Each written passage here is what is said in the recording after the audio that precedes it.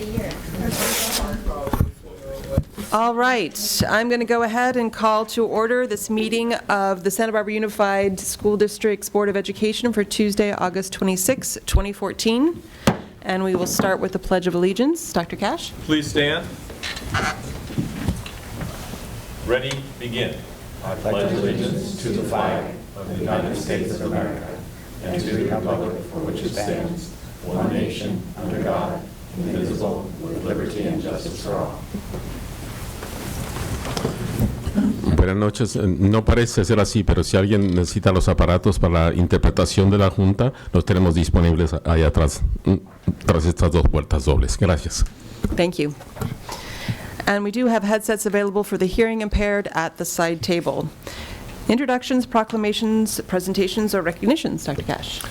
I have none of those, but I'd be happy to get into the superintendent's Let's report. move on to C6, Superintendent's Report. All right. Thank you very much, Madam President. This school year begins tomorrow, and everybody's excited and looking forward to it. I know we have some parents as board members, and I'm sure they're excited and looking forward to the first day of school along with their children. As of 4:45 p.m. today, we have 15,779 students enrolled in our district. That's a significant increase above our projection. Interestingly, 58 of those students are foreign exchange students. And normally, we average between 8 and 12 students per year. So the euro must be doing really good against the dollar, or people from all over the world continue to want to visit Santa Barbara. We're also welcoming 95 new teachers, counselors, psychologists, speech and language specialists, and you can see a group photo of all of those on our district's webpage. All of our bond-funded projects that were scheduled for completion prior to tomorrow's start of school will be completed, except for one, which unfortunately had a water main burst, and that's Lacumba's Theater. We're still waiting for carpet replacement, and right now it's anticipated that, because we're going to replace the entire carpet, that we're still about 5 weeks away from the carpet mill being able to run the carpet in order for us to get it installed. The school, though, will have limited use of the theater up to that particular point. Once the new carpet's in and installed, we'll have an official groundbreaking ceremony. Some of us were able to attend the bicycle and pedestrian pathway through our Safe Routes to School partnership with the County of Santa Barbara on the Tatum property. That ribbon cutting was on August 18th, and they did a fine job, and it's been put to use by quite a few children and families. I want to also remind you that our staff did come together in our leadership charge. We had 2 great days of a lot of good work. We had a wonderful new teacher orientation day that was brought to our new teachers through our Human Resources Department led by Dr. Christensen. And then we had an outstanding professional development day at San Marcos High School, where we had dozens of workshops. All of our certificated staff attended, and that also was put together by Dr. Margaret Christensen and her staff. And really want to acknowledge the great work that she did in making those happen, along with hiring 95 certificated staff. And when you add that to the classified staff that we've also hired, we've hired quite a few new people for our district this year. On September 4th, our Special Education Parent Resource Center will hold the first of a year-long series of exciting discussion groups, and copies of the schedule are before you and available at the back of the room. I also want to publicly state that our leadership team is going to come together on September 5th at 4:30. We've invited all the board if you'd like to join us or witness, take pictures. We're going to join the ALS Ice Bucket Challenge. It's been as people know, it's been sweeping the country. Lots of great videos about that.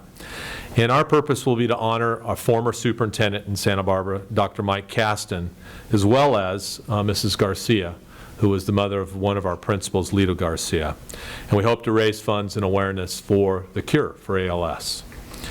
And finally, I want to publicly announce and make sure board members are aware that this Friday there will be a memorial service at La Colina Junior High School at 4 o'clock for Sebastian Holzer and the 3 members of his family who tragically lost their lives.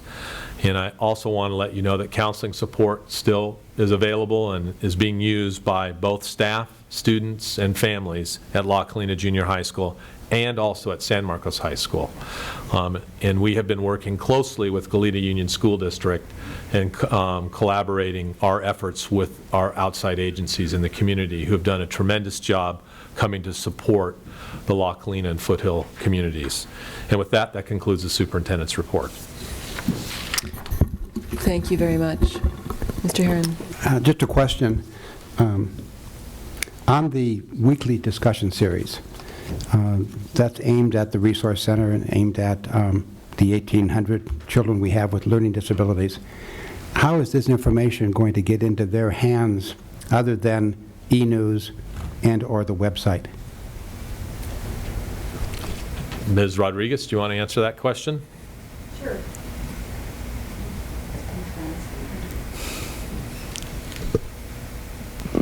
We're translating the document, and then we will be giving the flyers or the information to each school site to distribute to their students.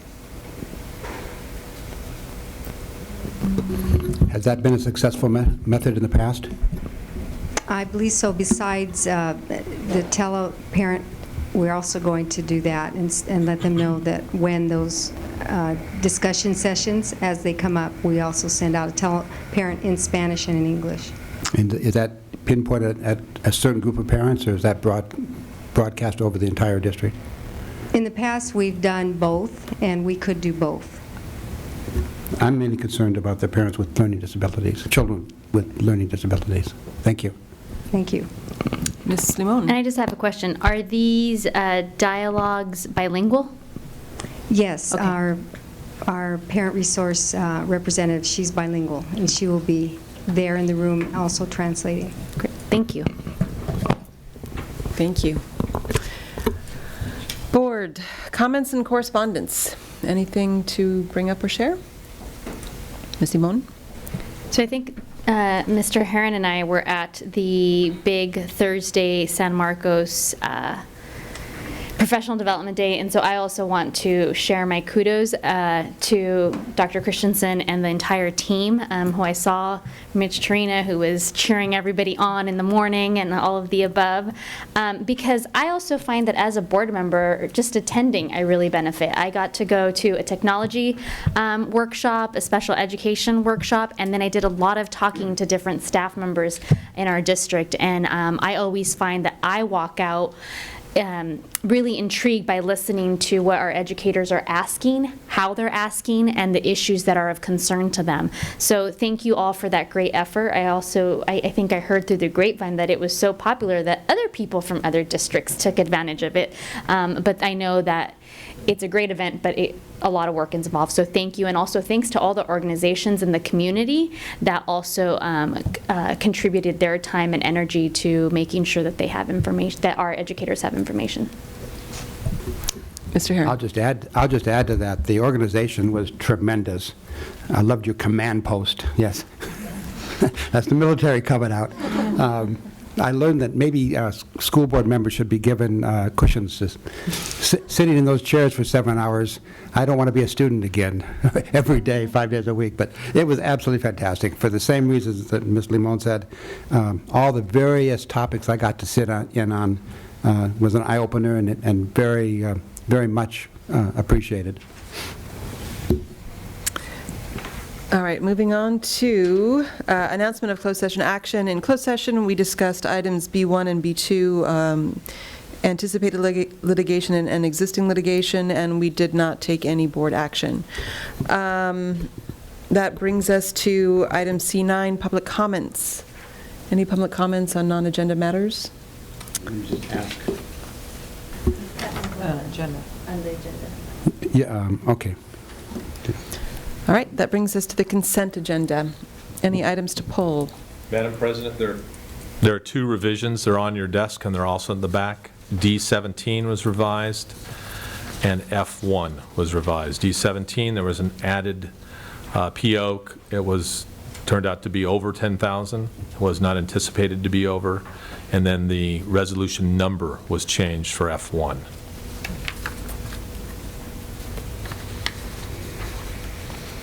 All right, with those changes, any others that need to be actually pulled? May I have a motion then? I'd like to make the motion to accept the consent agenda as presented. I'll second that. One question.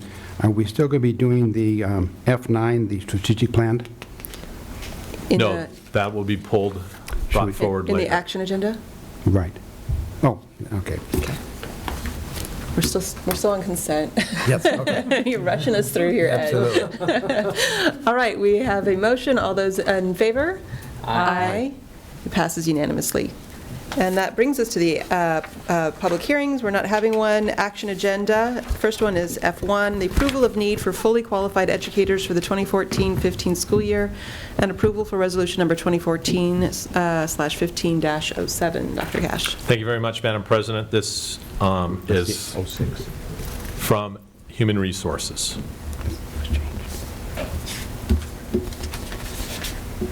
Dr. Christensen.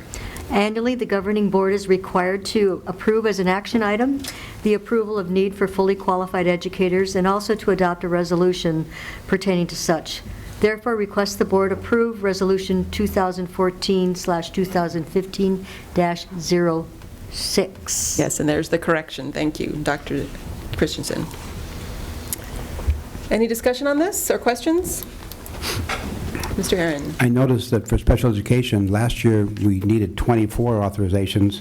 This year it's down to 12.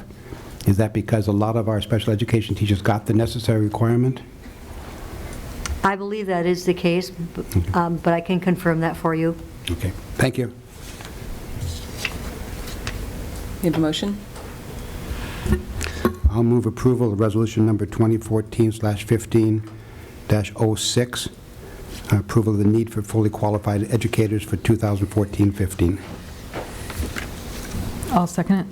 Moved by Herron, seconded by Idelson. All those in favor? Aye. It passed unanimously.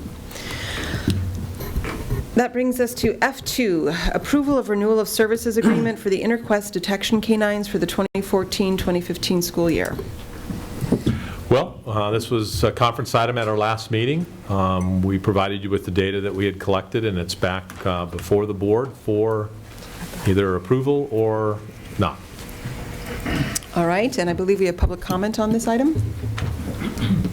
Yes. Daryl Joseph, MD.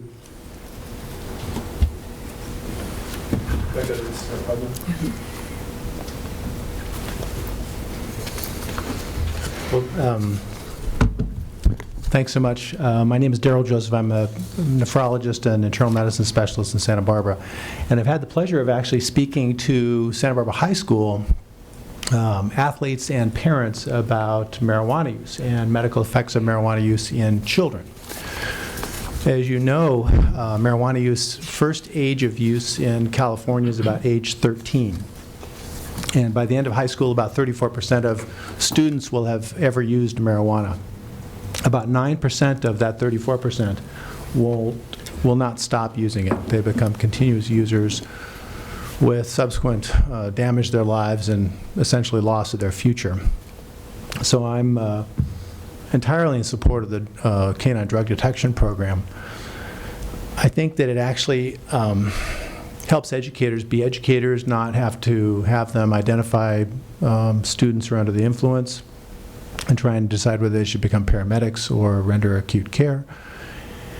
It allows a very plausible deniability among students. My children, if they were approached with drugs, wouldn't have to say, my parents will be mad at me, which I think is probably age inappropriate, but they can say, the dogs might find it.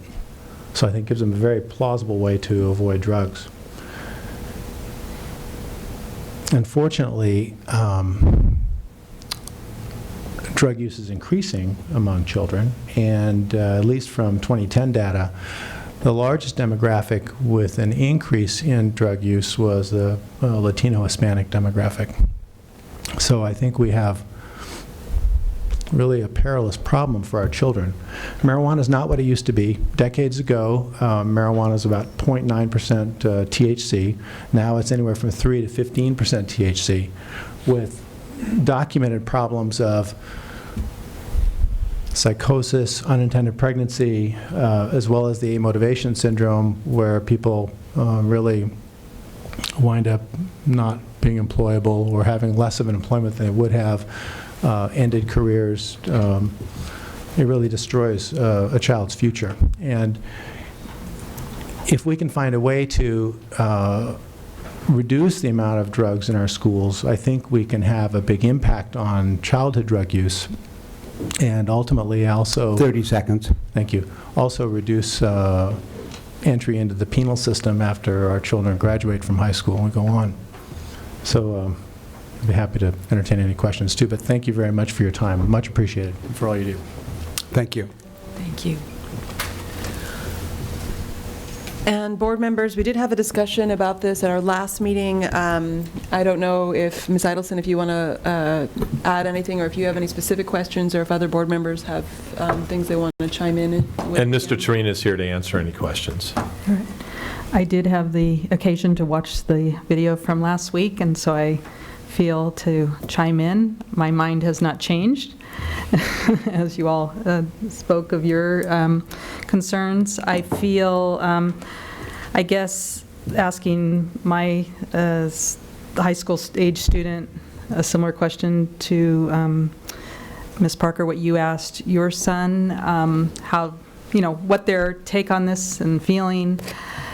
I think it is a deterrent. Unfortunately, one remark I guess I would want to add is a question as to when the backpacks are removed and the dog senses confusion, which I've heard on occasion as things leave the classroom, is it still effective? That would be my only question, and I don't know who could best answer that.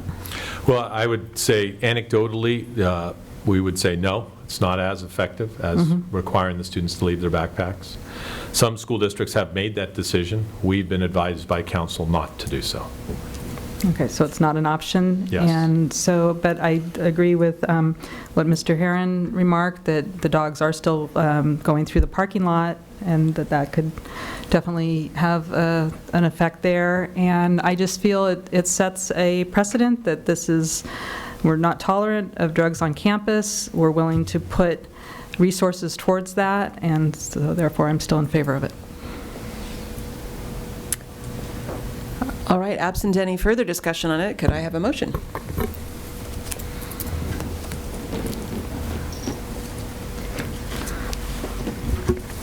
I move that we approve the renewal of services agreement from Interquest Detection Canines for the 2014-15 school year. I'll second it. Thank you. All those in favor? Aye. Opposed? No. No. And that motion passes 3-2 with Herron, Idelson, and Parker in favor, and Limon and Paz opposed. Thank you. Can I just Mr. make a Herron. comment, just so the public knows? There's no disagreement up here as to the need to keep drugs off the campus. We all, I believe, want that. We have signs saying we are drug-free campuses, and we mean that, we intend for that. There might be a difference in opinion as to how we do that, but we all agree that we want drugs off our campuses. We don't want our students worrying about drugs. Thank you for pointing that out, Mr. Herron. That brings us to item F3, the recommendation to approve a 5-year contract with Vavrinick Trine Day & Company to perform the Santa Barbara Unified School District's independent financial audit, fiscal accountability, agreed-upon procedures audit, and the general obligation bond audits. Thank you very much, Madam President. Vavrinick Trine & Day has been our accounting firm for 2 years. 3 years, okay. Ms. Jeté is up to answer any questions and describe the contract and why we're interested in having an extended agreement with them. And then Ms. Jeté will stay up for items 4, 5, and 6 as well. Actually, Mr. Tedeschi will do the parcel tax Oh, okay. resolutions. Sorry. But that's okay. So I'm here to ask for approval of a 5-year contract with VTD, our external auditors. They will be performing our financial audit, our bond audit, and our fiscal accountability audit. Our partner, Royce Townsend, and I sat down and negotiated a 5-year contract with, as you can see, with a really slight increase each year. And so we've locked them in, which is, I feel, is a really good idea to do that. So we expect that, you know, these are going to be our, they are going to be our set prices for the next 5 years, and then we have an option to get out, either one of us, at any time that we want to. So there is a clause, a 30-day notice. Are there any questions? Dr. Paz? Just a quick question for clarity. I know that there are practices within government agencies that you switch your auditors out on a schedule. The regulation, and Conrad can correct me if I'm wrong, it's the partner, not necessarily the firm. Okay. And we're going to switch partners every year that we're doing. I think we can't have a same partner for 6 years. Am I correct? 6 years. Okay. I'm just a little bit more comfortable if we were switching them out a little more often than 6 years.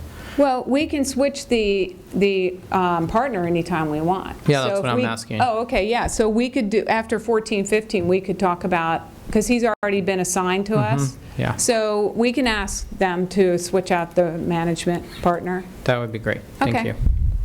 Mr. Herron? Well, just keep in mind, this guy is awful darn good that we have. Yeah, they're all good, though. I've worked with a lot of them. They are. Can I add? They are. But my experience has been that people get comfortable. Yep, and they they get do. to know you too well. And they don't want to say certain things when they get to know you too personally. And in my opinion, having an audit is also taking a step back and not necessarily getting too comfortable. I agree. And I appreciate Dr. Paz's question, because it was going to be mine, because it's actually kind of a change in practice for us. In past years, we have had the change, sort of the big changeover, because, and so I thought it was code that we had to completely change audit firms, but that is not the case. No. Okay. Any other questions or comments on it? All right, thank you. We need a motion on this. I'll make a motion, recommend to approve a 5-year contract with VTD to perform the Santa Barbara Unified School District Independent Financial Audit. And all the others? Fiscal accountability agreed upon, yeah. Fiscal accountability, agreed upon procedures audit, and the general obligation bond audits. Second. All those in favor? Aye. That passed unanimously. Thank you, Mr. Tay. Thank you. Which brings us to item 4, F4, the approval of resolution number 1415-07, requesting the closure of 3 Santa Barbara Unified School District funds. Thank you. You guys the board may remember that when we went unified, we closed out a ton of the elementary, and we kept all the secondary school districts' funds. And now with the change in the way LCAP is, LCFF is, that our Fund 14 is now, all the money is going into our LCFF calculation. So there's really no need to have a deferred maintenance fund, which is our Fund 14. So I'd like to ask permission to close that. And also, we have 2 self-insurance funds that we've had out there for a while. Fund 67, which is our dental, and Fund 69, which was our medical. These have been, pretty much gone for a long time. We haven't been self-insured since I've been here, and that's been 6 years, and it was a couple years beyond that. So we would like to close those funds and move them into our Fund 17. And with the Fund 14, we'd like to close, I think it's like maybe $200 or something into the Fund 01 and track it where the money is already being tracked in the general ledger in our 01. So we'd like to request that the board approve the closure of these 3 funds. Any questions on this board?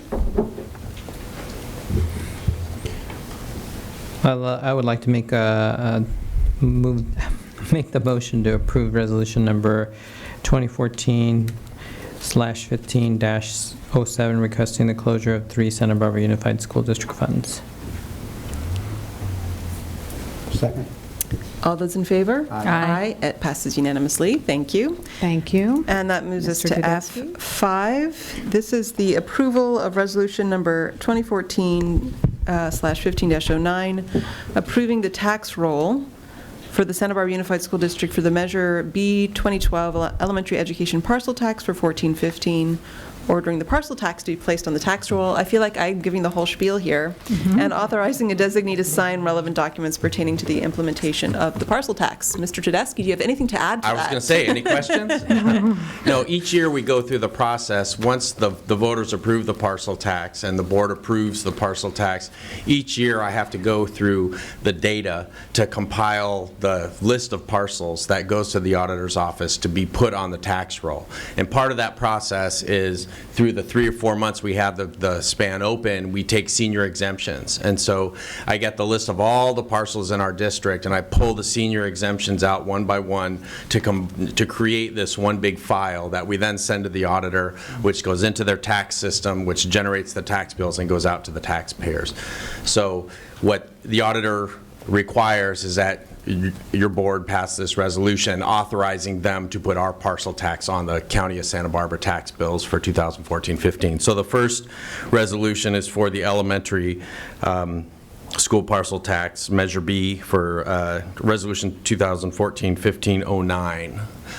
So we do them separately, one for the high school district, because that district is so much bigger, and then it's a whole different group of parcels, and then the elementary school group is a much smaller subset of the high school district. So we do them separately. All right.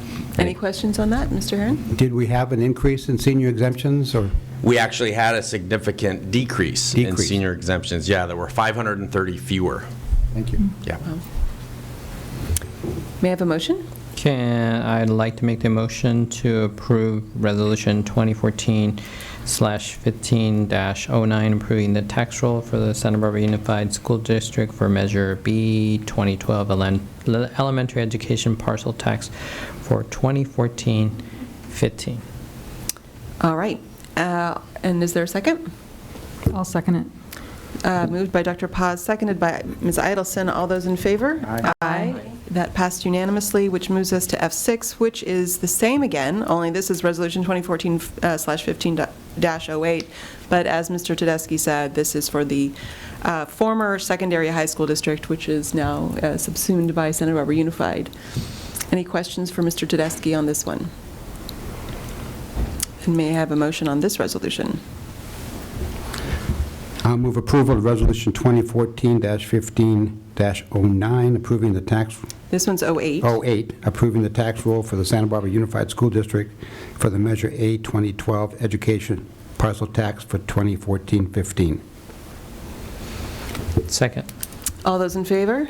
Aye. And that passed unanimously. And just a quick idea about, we have 48,991 parcels in the high school district and 22,861 in the elementary school, just to give you an idea of the scope of the data file. Can you say that again? Sure, 48,991 in the secondary district and 22,861. And that number kind of fluctuates from one year to the next with parcel splits and subdivisions and things like that. Okay. Thank you. All right.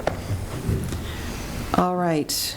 Now we're on F7, resolution declaring intention to exchange real property and for lot line adjustment to facilitate the construction of new parking facilities for Washington Elementary School.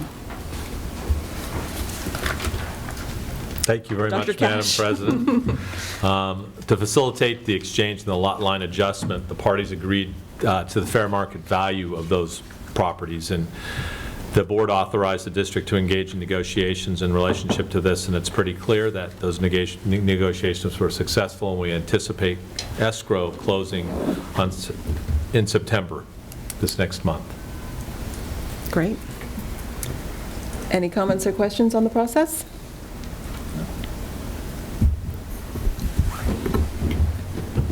Anyone like to make a motion?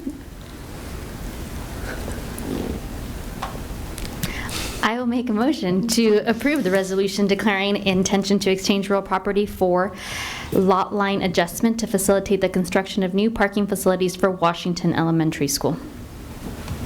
Second. Moved by Ms. Limon and seconded by Dr. Paz. All those in favor? Aye. And that passes unanimously. Thank you. Item F8, Citizens Oversight Committee's appointments and renewals.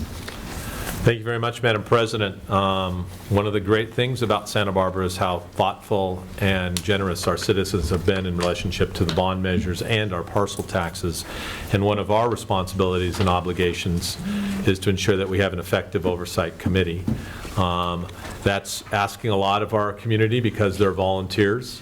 And Ms. Kiani is here to hopefully get appointed some new members to help fill some vacant spots. We have received applications from 3 of the 4 Santa Barbara Ed Foundation members who wish to serve. The 4th has indicated an interest, but because she's out of country, she has not been able to submit her application. It's Jackie Reed. Many of you know her from her affiliation with other organizations. But you have the applications of Sally Tannenbaum, Susan Case, and Margie Ayavi, all current Santa Barbara Ed Foundation members, so they would be filling those spots. We're working on the other 7. The principals have all been asked to submit names. I'm expecting to see those coming in as soon as school starts, and they have a chance to identify potential parents that we can bring to the board at a future meeting. Great, thank you very much. Board members? I move Limon? Sorry, I just have a general question. What's the difference between parent PTA in the top line and parent on the second to last line? That is simply, it could be a parent who's not a PTA member, but that is simply the way the bylaws were written, and so... So we want 2 parent representatives of sorts? Yeah. Yes. Let's see, we want... Because the first is... Right, is parent PTA and just someone who is a parent but not necessarily in the PTA. Okay. Mr. Herron? I'll move that we accept the applications for Margie Yagavi, Susan Case, and Sally Tannenbaum. Ms. Kiani, may I ask, do you want us to provisionally approve Dr. Reed? Or If you're comfortable doing that, if you... I'll include Dr. Reed, subject to her application coming in. Okay. I'll second those. all those in favor? Aye. Aye. That passed unanimously. Thank you very much, Ms. Kiani. Sure. Thank you. Next on our agenda is item F9, approval of the amended strategic plan. Dr. Cash, I believe the plan is to approve that, to pull that for discussion and approval later, but can you just explain what's going to be going on with that? Yes. The request was to have it in an editable form. Sounds like we're going to eat it. And the program that was used to create it doesn't provide that redlining potential, so it's going to be placed into a different program so that that can happen and so that the board can look at the changes that were made based upon the special board meeting and then suggest additional changes as we display it on the overhead. So we're going to go ahead and I think we should have that ready by the next board meeting. All right, great. We will see that soon. Item G1, we're on the conference agenda now. First up is response to the District English Learner Advisory Committee's recommendations. Dr. Cash. Thank you very much, Madam President. One of the things that we look forward to each year is hearing how better we can serve our English learner students, and the recommendations that we get from the district's English Learner Advisory Committees are always important for us. And I know that Mr. Handel and Dr. Drotti, along with our new English Learner Director, Dr. Ramirez, have spent time putting together the work that we're going to do in response to those recommendations. And Mr. Handel and Dr. Drotti are going to make that presentation. Good evening.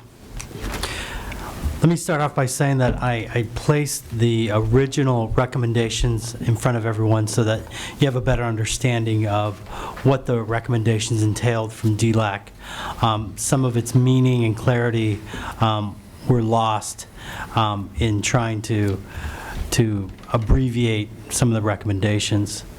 So if you look at the original form that we received from DLAC back on June 10th from our co-presidents of DLAC, Mrs.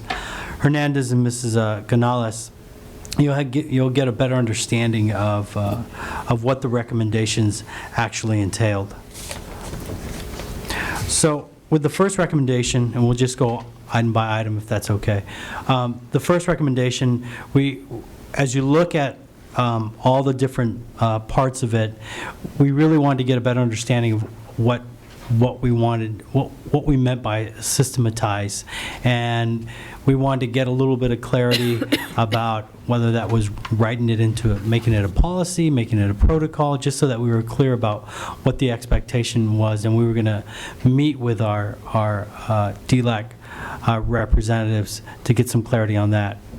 Additionally, we want to identify some specific improvement efforts that we were already engaging in to see if that would actually suffice with the recommendation. Joys of technology. Are there ants over there?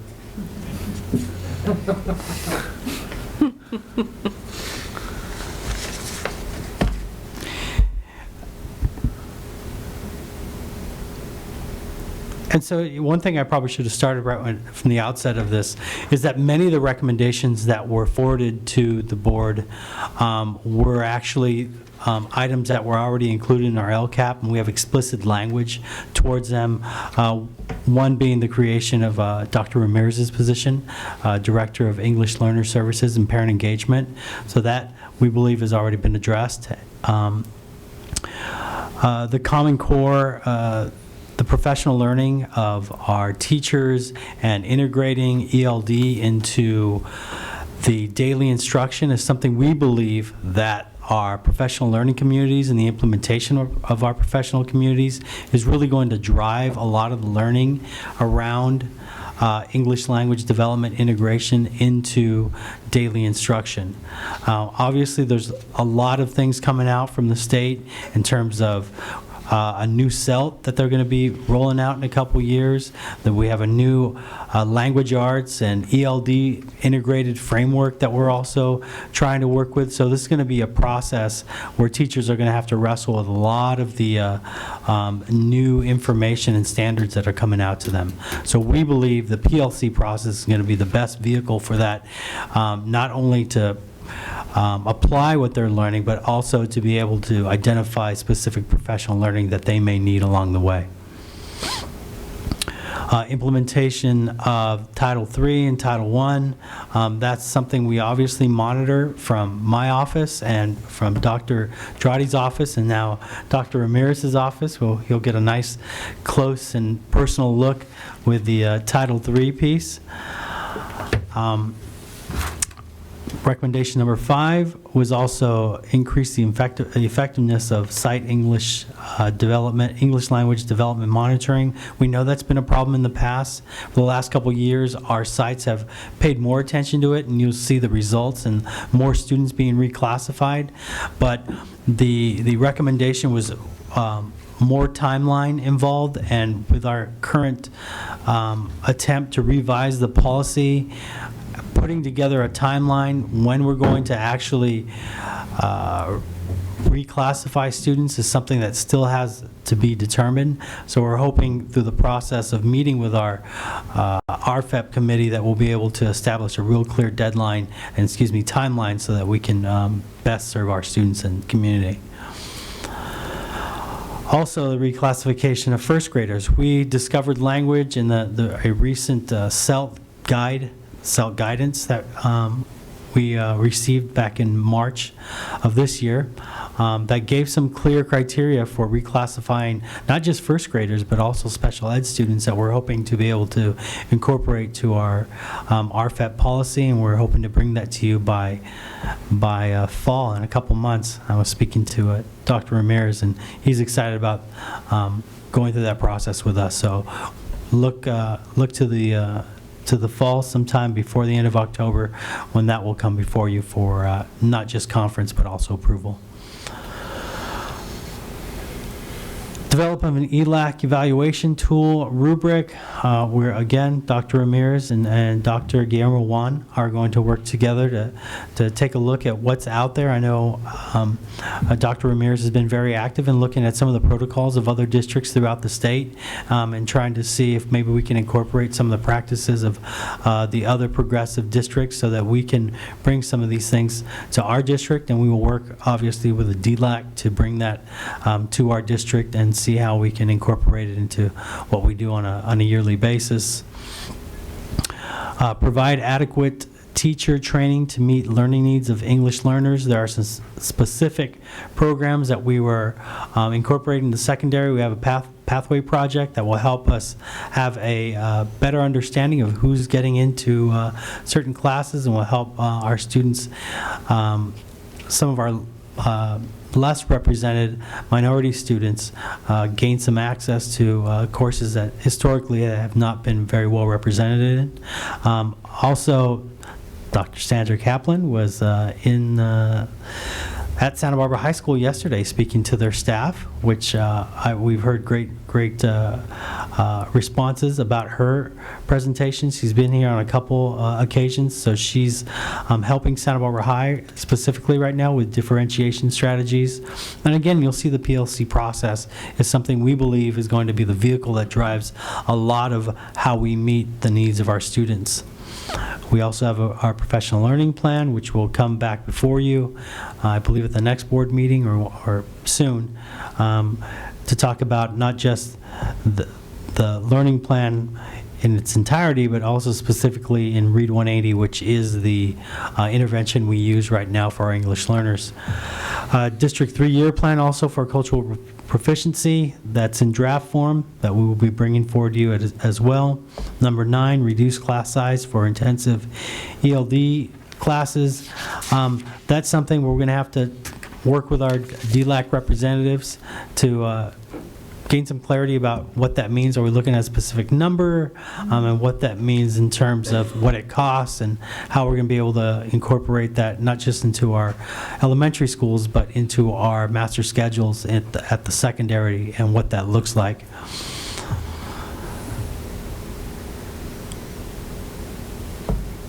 Continue to offer parents of English learners meaningful participation in major decision-making process. Again, this is part of our LCAP.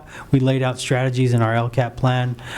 This is one of our focus areas for this year and going forward, of increasing participation, again, of parents who historically have not been actively participating in some of the major decision-making at our sites, like our school site council and what have you. Offer the parents of English learners site-based leadership training. Again, actually, what we're going to attempt to do is put together a committee so that we can survey our staff and really be able to identify what types of leadership we're talking about. I know when I was at McKinley, our parents would ask for not just leadership classes, but also parenting classes, and there's a bunch of different topics they were interested in. So we believe that if we go through a process of surveying our students, gaining that information, working together with our DLAC and/or another committee that we put together, we'll be able to put together a plan that will best meet the needs of all of our parents. Moving right along, increase EL participation and success in STEM courses to reflect percentage of English learners in the district. Again, that's an LCAP goal. We're putting a lot of the onus of responsibility on our site leaders to engage in proactive recruitment strategies, and we're also going to be monitoring the demographics of many of these different programs. Number 14, increase district support for literacy and EL development programs aimed at preschool age program English learners. Just this last week, I met with representatives of the Waterford program in preschool. We were talking about how we're going to expand those services to all of our students, and also how we're going to track them to ensure that these programs are actually effective.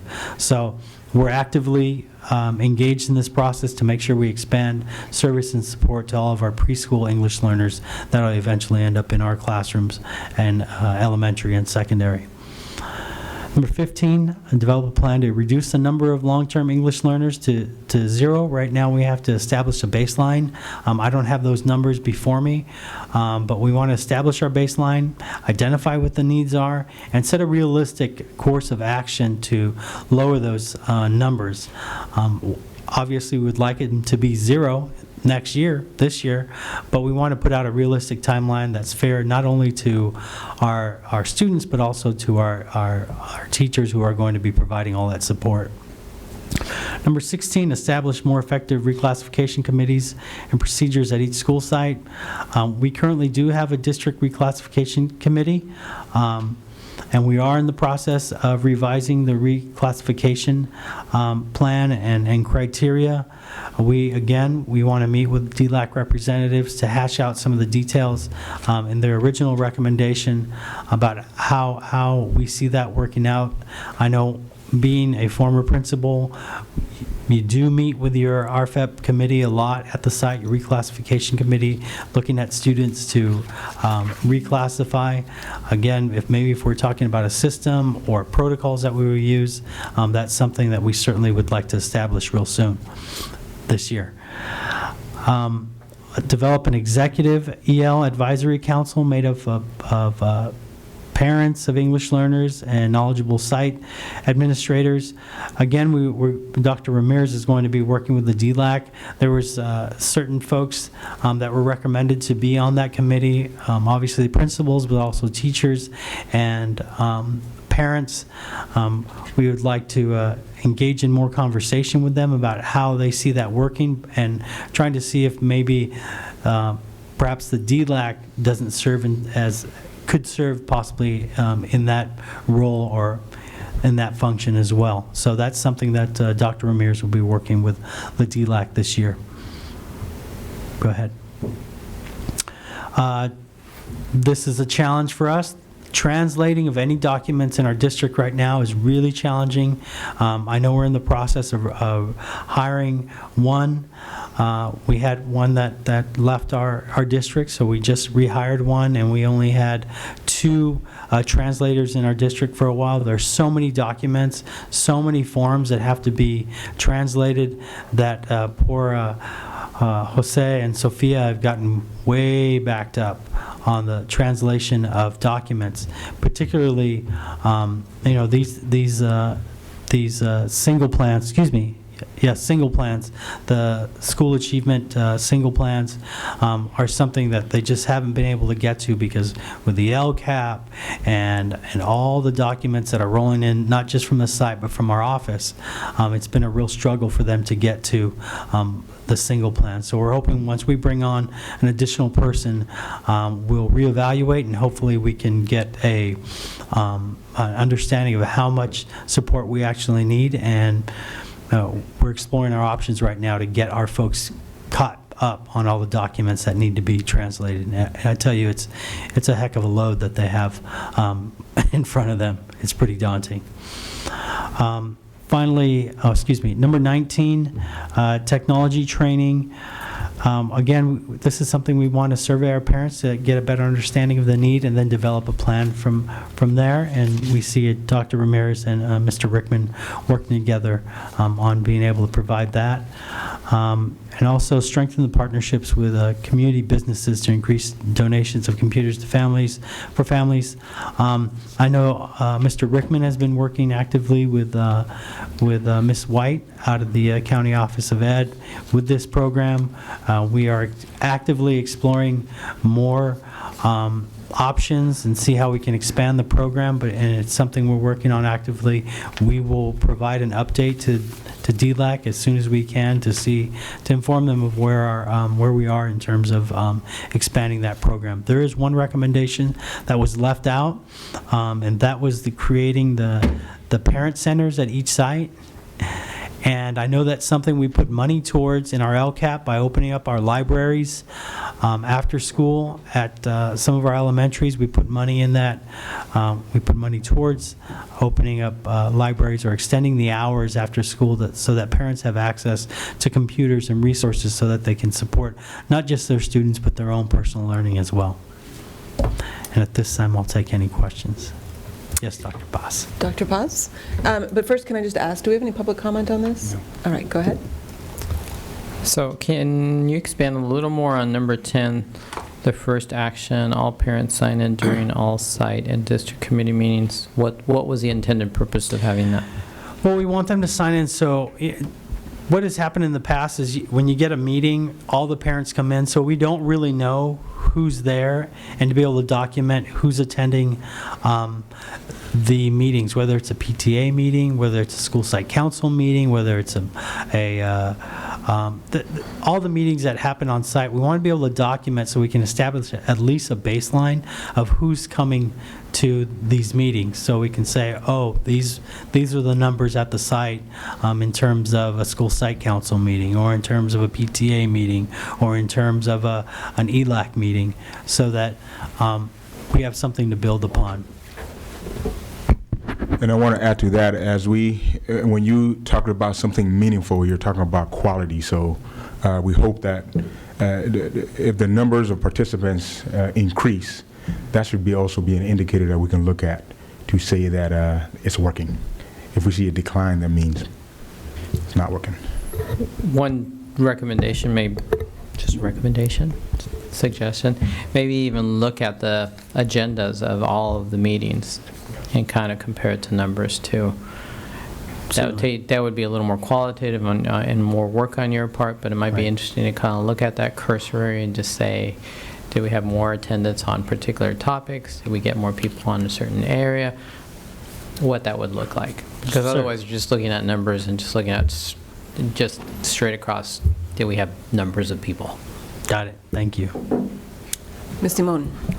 So actually on number 10 as well, I don't know if this is just site-based, but I also think in the last 4 years that I've been on here, on the board, I think about the subcommittees that board members sit on, and we just heard that the enrollment number was over 15,000, and we know we have approximately 5,000 EL students. So part of me thinks, gosh, 30-ish% EL parent representations on board subcommittees would be great. And actually there's some committees where I've seen 0 EL parents. So I would like that number 10 also include some of the subcommittees that we're on, because I think in the 4 years, I mean, there's still some subcommittees that I don't see any EL parents represented on those, and I think that it's important. I think it's meaningful, but perhaps that's included in other areas as well.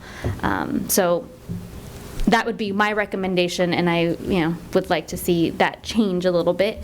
The other piece that I have a broader question about was, I think a few months ago we heard that about 52% of our EL students were also special ed students, and I might have my percentage wrong, but what's the interface? Because I noticed that Ms. Rodriguez was not mentioned at all, but it seems that if 52% of our special ed students are EL students, that there might be some interface with special ed in this whole plan. What does that look like?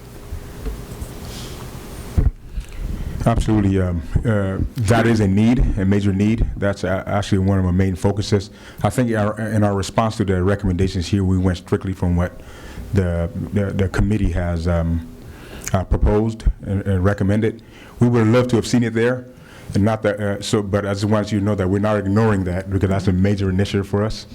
But this response was strictly based on what they recommended. Okay. So, Ms. Limon, I do want to also remind board members that one of the significant parts of our special education department's strategic plan is addressing the high identification of English learner students as special needs. And that we've engaged in a number of very specific tactics to do that. One is hiring bilingual, bicultural assessors, both the psychologists and speech and language specialists, who are better able to assess whether or not the disability is language-based as a second language learner, or whether it's disability-based, based upon some differentiation.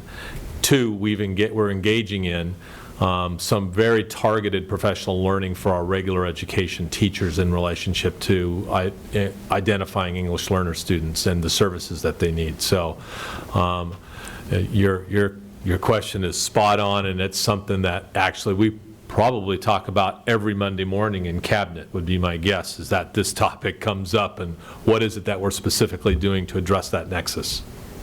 Thank you, Dr. Cash. Mr. Herron. Back on number 10, in answer to Dr. Paz's question about number 1, I know you didn't mean this, but I got sort of a bureaucratic answer out of that. If we have a baseline of 10 and we go to 20, then it's a success. The topic is meaningful participation in major decision-making processes. I hope those people who sign in are put into some type of communication link so that they'll be invited back the next time, or if you find out a specific need or interest, they would be used in some decision-making process. It's not just a bureaucratic, okay, got the numbers show we're doing great. I know you don't mean that, but I want to point it out. Yeah, absolutely. Like I said, that's just one of the indicators that we're going to look at. There's going to be a triangulation process. We also know that if there's an important meeting that's meaningful, people will come. And that's an indicator, obviously, we will consider there. But I don't want anybody to get the illusion that that's all we're going to look at. The quality of those meetings should be the driving force of why people want to come to those meetings. Ms. Edelson. And not to go over on this topic alone, but I think so often the time of day these meetings are offered, depending on the committee, really affects the attendance and by who, or by whom, yeah. Absolutely, absolutely. Dr. Paz? You know, one of the things that I think, I vaguely remember talking about this when we first got the report, is that, you know, when we're looking at climate overall as a school district, and we brought it up in different forums, and this is just one topic area, but we've talked about it as a board, I think, overall, about how we welcome parents into schools and how we make them partners, and obviously number 10 speaks to a lot of that, and whether parents actually feel that they could actually participate in a meaningful way, quote unquote. And part of that is also kind of looking at our climate of our schools. I mean, I've expressed as a school board member going to some of our schools and honestly feeling like, do I matter? I could be a parent. I could be anyone walking through the door. I could be someone with a gun, you know, hopefully not. But I could be a parent. And not being addressed, not being seen, not being recognized, and all those pieces also play into a lot of these pieces that we're seeing throughout this document, but I think in general, and I think that's something to consider in terms of the context in which a lot of these activities take place. That's what I was really alluding to, the issue of having the agenda and looking at, like my fellow board members have also brought up the issue of what does that mean for parents, really. And I think that's something for us to consider and look at. And when you're looking at all the things, going through the list of pieces, we also have to kind of look at that as well as a piece of what we do. I mean, we talked about it in terms of cultural proficiency, which I think we're all on the right track. And obviously we have the Institute for Equity in Education. That's great. Not all teachers do that. So we have a spattering of pieces and not necessarily, and obviously as a school board, we're trying to integrate more of it across the school district. So what I'm asking for in terms of this, when you look at this, where appropriate, maybe even look at that or consider that. How is it that we have climate in our schools? How are we building that? Great comments and great suggestions. You all are familiar with the 3 initiatives Dr. shared to the teachers with the district: implementation of Common Core, cultural proficiency, and technology learning environment. This majority of this will be wrapped around the cultural proficiency component, and we wanted embedded in there because we did not want another component to come in, another goal to come in to say this is another goal. So so we as we present the 3-year cultural proficiency plan, I think we're going to address a lot of the comments that you have made. And thank you for reminding me about that, because I think that's probably part of what I am seeing is that we haven't necessarily seen it, and I thank you for reminding me that we have that as part of our HELCAP goals. So I think that is a good thing to look towards how do we integrate that better. Thank you. and Madam President, Dr. Paz, I want to let you know that we took to heart the comments that you and other board members made in relationship to that kind of front office experience, and we offered to, and I think we required to most of our classified staff to attend training this summer in relationship to how do you make people feel like this is a place where they want to be. You know, kind of the old customer service sort of training, which we heard what you said, and so we put that in motion this summer, and we sent I think we sent everybody in the district office and at most school sites to attend that. So, but that's not it. We know we need to continue to do that. And your own experience is one that I would hope that we would want to have not repeated, but we'd want parents, community members who have an experience at a school site where they are not recognized, they're not welcomed, to let us know as soon as possible, because that's something that we want to correct immediately, because I couldn't agree with you more. Thanks, and I'll just chime in that I thought that, you know, the DLAC, they really have done a tremendous job, and they do it. It's been a number of years where I've seen just really great things, great recommendations come out of the DLAC, and I appreciate this sort of in-depth, you know, point by point, this is a recommendation, and this is what our response is going to be. It really seems much more collaborative and responsive to these recommendations. So I'm looking forward to progress, more progress, because we've been making progress. I also really appreciate you pointing out that this is a response to the DLAC recommendations. It is not at all the only things that we are doing for English learners. And I think that as we have staff and board ideas and recommendations, that there are things that we can certainly add to this list, so we don't need to think of it as being restrictive. On number 15, I'm going to go for a different number. And that was the develop a plan to reduce the number of long-term English learners to 0%. And I guess I just wanted to hear when you think, well, first of all, I guess, when I look at the research, it shows long-term English learners, usually you develop academic proficiency within 5 to 7 years. So somebody coming in kindergarten, ideally by the time they hit junior high, would be able to reclassify them. And I guess my first question is, do we really not have the numbers of those kids that don't get reclassified? We don't have those percentages? Not, we do, but not at hand right now. Okay. And then, do we have an idea yet of how we would very specifically define? Is it going to be 7 years? Is it going to be 6 years? Do we have that kind of definition yet? So the state has outlined a definition. I believe it's in its 5th year.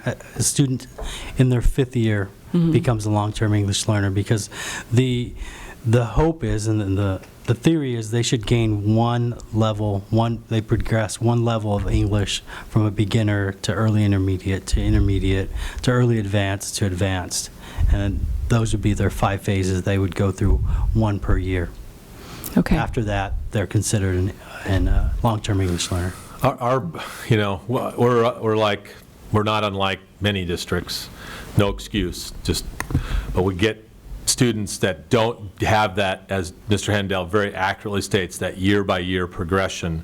They get stuck in the probably early intermediate stage is where they hang out the most, and we can't get them beyond that. So my take on it, and I'm kind of going out there, because I'm not going to determine the plan, that'll be people much smarter than me, but my take on it, knowing that data for the last 2 decades, will be there will be very specific and targeted work at moving the early intermediate kids out into an English fluent environment as quickly as possible, because, I mean, I've looked at the data for, like I said, 20 years, and that's really where we don't seem to have addressed the issue. So that, I anticipate when that plan does come forward, you'll see very specific strategies in there. I'll look forward to that. Ms. Idelson and then Ms. Limon. I have a question. So as far as the secondary situation, I know we have feeder schools coming from other districts, and how is that being meshed with this so that when we get junior high age and say they haven't reached the proficient level of English, that we're able to identify that and work with the other districts. Well, one of the things, I'll take it, and then Dr. Drotti can answer, just kind of generally, one of the great things that's happening right now is we are collaborating more with our feeder districts that I could ever remember. And having been a principal at Goleta Valley and Dos Pueblos, where most of the students came from Goleta Union, I don't remember this kind of district-wide collaboration. Our teachers on special assignment across the districts are meeting regularly to talk about issues in relationship to that. The superintendents are meeting, and we have a very specific agenda in which we're talking about teaching and learning. English learner issues will be a central component of the work that we will continue to do. And I can tell you that Goleta Union in particular is very interested in making sure that there's a seamless transition from their 6th grade to our 7th grade. So I think that we're laying the groundwork for a lot of great work in the future. Unfortunately, it hadn't been done previous to this point. Thank you. I want to just add to tactfully, to address your question, I think some of the comments. Tactfully, in our system, we can identify specific programs to support EL students, English learner students. But we also recognize a weakness in our system that, specifically at secondary, that a lot of times we need the other teachers, not just the EL teachers, to support and infuse ELD strategies in their courses. So acquisition of English does not only occur in those specific programs such as RE 180 or Systems 44, it occurs in PE, the general ed class. So a major part of our Common Core implementation is to make sure that all of our students are familiar with the ELD strategies and actually know how to employ them to support the students. So that's a work in progress that we have in place. Will there be assessment in Spanish, or it'll all be English? That's a great question. Who knows? Not yet, at least, right? And Ms. Simon? And actually, I just wanted to add something to Ms. Parker's comment, I think, about number 15. And if I recall, Mr. Handel, you told me that there are 672 students in our district that have been classified as being long-term English language learners. You've got a great memory. It's an ugly number that I have not forgotten since you told me a few months ago. So I just wanted to add it to that's the magnitude of what we're working with. Wow. Thank you. Thank you for reminding me. Any other questions? All right, thank you very much. Stay up here. You're up. Let me take this. It's for summer school.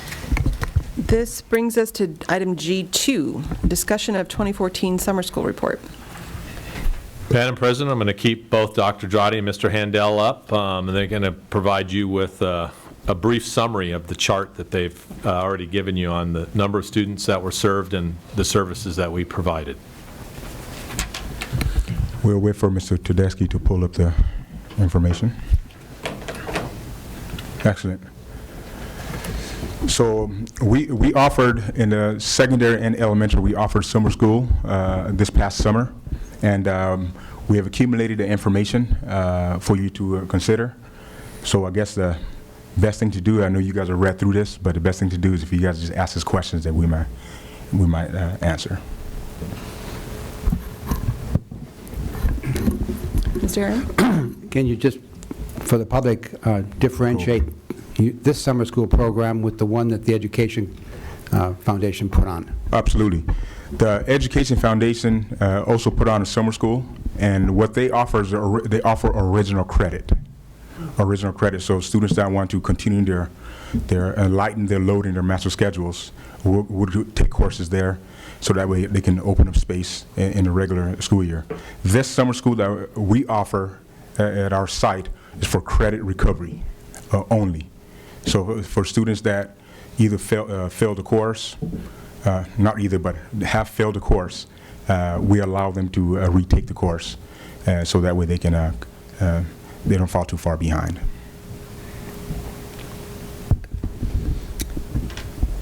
I'm going to go ahead and chime in with some questions on the Odyssey Wear in particular. And one of the things that was pretty dramatic, there was one on the credit recovery for core classes that originally had 214 students enrolled and only 111 actually completed the program. And I'm wondering if there's any thoughts on sort of the digital aspect of it. Is this any, certainly the numbers were a little bit better for some of the classes where students were present, but even so, there are a lot of kids enrolled and then didn't complete. Yes. And I don't know if there was a sense of, did it make any difference whether or not it was a traditional in-seat classroom versus Odyssey Wear? Yeah, we feel that the sites would report out that they, in the time when the district actually had teachers teaching in front of the class, they had better retention of the students. This is our second year of going online. Last year we used a program called Aventa.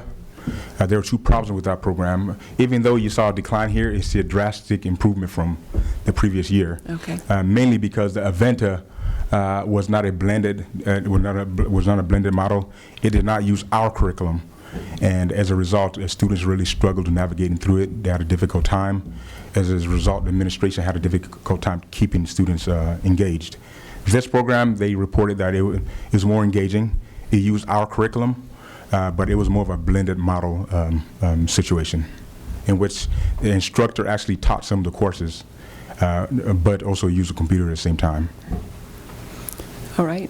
I guess for the students that didn't complete, especially for these, since these were mostly credit recovery classes, they're not recovering credit. Yes. Are the majority of these students headed towards La Cuesta, or? We hope not. Our goal is, we recognize that that students will either not sign up for summer school that need it, or start summer school not completed. Our plans are to always have some kind of credit recovery system throughout the year. So every high school right now will, because they like this Odyssey Wear program, so they've allocated funds to purchase a year-long program to support students to recover credit. Okay. Any other questions on summer school? All right. I don't know, Mr. Handel, do you have anything that you wanted to add on the elementary program in particular? Nothing in particular. I think what you see, what was offered during the summer was just a reflection of what resources sites had available to them. Harding teamed up with UCSB, Monroe teamed up with the city, I believe, to offer some programs on Monroe's site.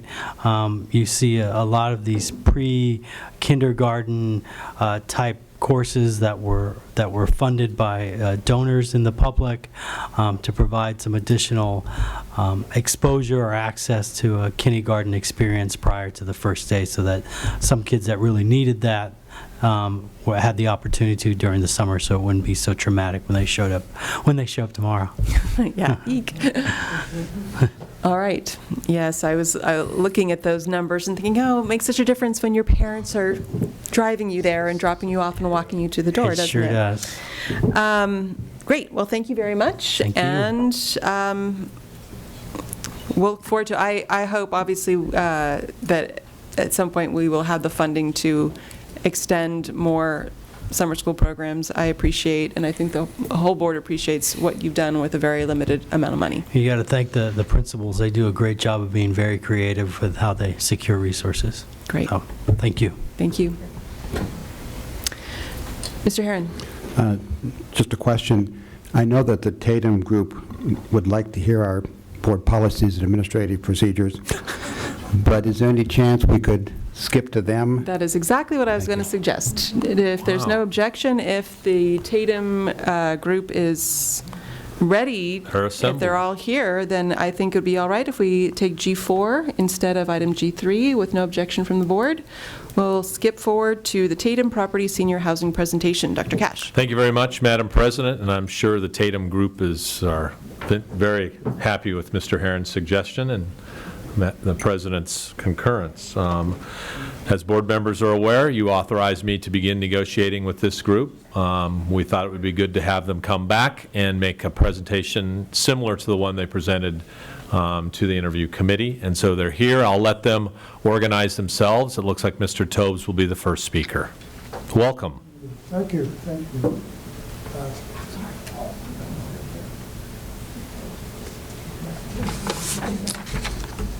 Thank you very much. My name is Michael Tobes, and we're very pleased as a team to have been recommended by your committee to develop the Tatum property. We're really looking forward to working with the district to move this project forward. So tonight we'd like to basically introduce you to our team. I think many of you know me. Most of my work over my career has been in the Tri-Counties, primarily in Santa Barbara. And over the years, I've developed a lot of property. And we also own and manage a great deal of property, both commercial and residential properties. We've developed 3 senior projects, and this will be one more that we'd like to do.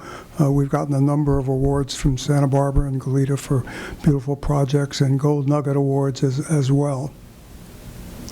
This is one of the projects. This is Rancho Franciscan in the city of Santa Barbara, which is an affordable seniors project.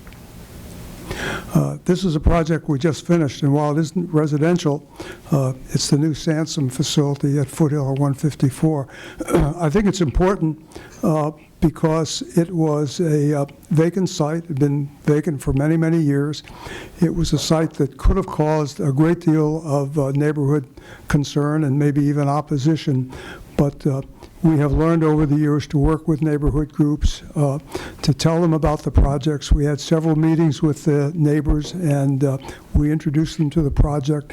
We tell them what we're going to do, and I think most of the time, opposition comes from the unknown. And as we explain the projects that we plan to build and what their impact on the neighborhood will be, what the mitigation is that we plan to do for these projects, it really helps get projects approved. And I think that my company, as well as Deddy and his firm, have a very high record in terms of project approvals, because we spend the time with the neighbors to convince them that what we're doing is going to be a benefit to the community.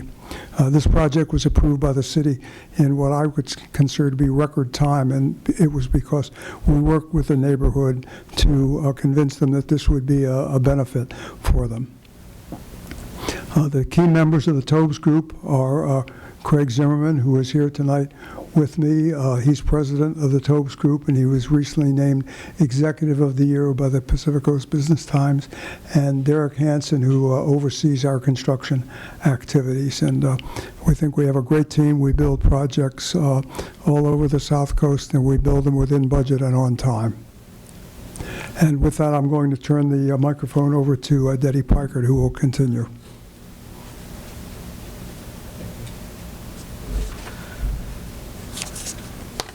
Good evening, President Parker, board members. I'm Deddy Pikert. I'm an architect, but I'm going to spend a couple of minutes just apologizing on behalf of Brian Flornez, who is the CEO of Vintage Senior Living, and he will be the operating partner in the partnership and also raising the capital, significant capital that's needed to fund the project. And as per some of the points up on the screen here, he has over 25 years of experience with senior housing.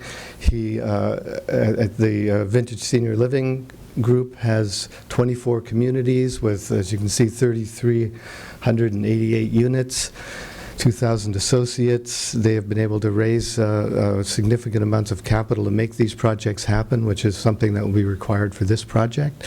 And he has extensive development knowledge, having been involved in the development of over 4,600 units. So again, I apologize that he wasn't able to be here tonight. Hopefully you'll have an opportunity to meet him at some time in the near future.